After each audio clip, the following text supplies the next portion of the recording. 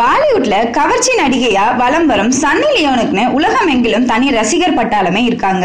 இந்த நிலையில சன்னி லியோன் தனது கணவர் மற்றும் நண்பர்களோட பயணித்த தனியார் விமானம் ஒண்ணு மோசமான வானிலையால் விபத்து ஏற்படும் நிலைக்கு சென்று கடைசியில உயிர் பிழைச்சு வந்ததா தனது ட்விட்டர் பக்கத்துல தெரிவிச்சிருக்காங்க.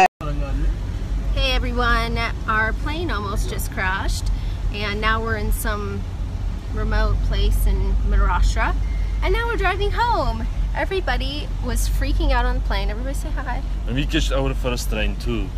Yeah. You what? Thank you, Jesus. Thank you, Julilal. Daniel. Thank you. We're alive. We're alive and we're going home. Mwah. இது குறித்து சன்னி லியோன் கூறும்போது, நாங்க பயணித்த தனியார் விமானம் ஒண்ணு மோசமான வானிலையில சிக்கி கிட்டத்தட்ட விபத்து ஏற்படும் நிலைக்கு போயிடுச்சு. விமானி ரொம்பவும் சிரமப்பட்டு எங்களுடைய விமானத்தை பத்திரமா தரையிறக்கினாரு.